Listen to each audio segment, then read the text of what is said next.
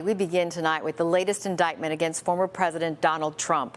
Today, a grand jury's 45-page indictment was unsealed, and it laid out 4 charges against Mr. Trump in connection with the 2020 presidential election.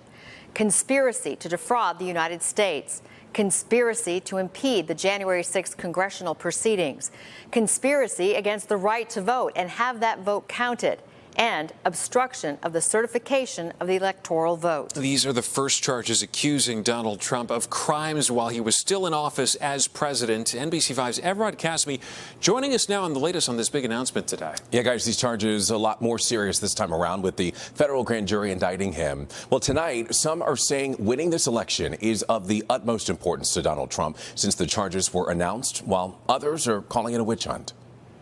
They're trying to stop President Trump from being president again. That's former Illinois Republican gubernatorial candidate Darren Bailey's response after a 4-felony-count indictment against Donald Trump was announced Tuesday.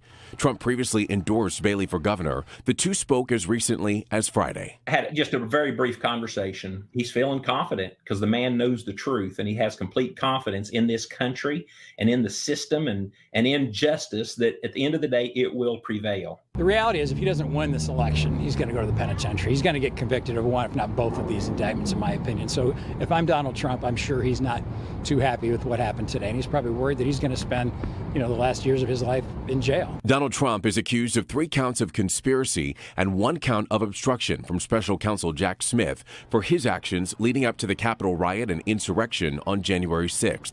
The indictment claims he was trying to steal the election from President Biden, alleging Trump was determined to remain in power, and it describes an alleged criminal scheme to do so. The attack on our nation's capital on January 6th, 2021 was an unprecedented assault on the seat of American democracy. As described in the indictment, it was fueled by lies.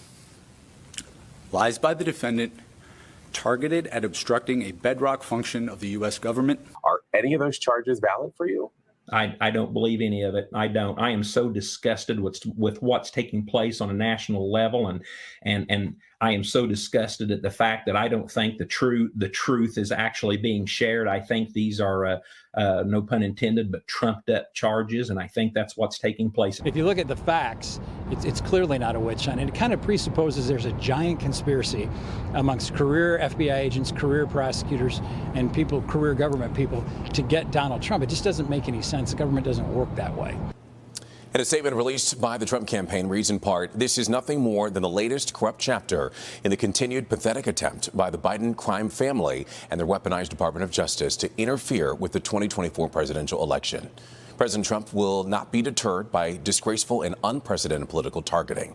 Donald Trump was summoned to appear before a federal magistrate judge in Washington on Thursday. Back to you.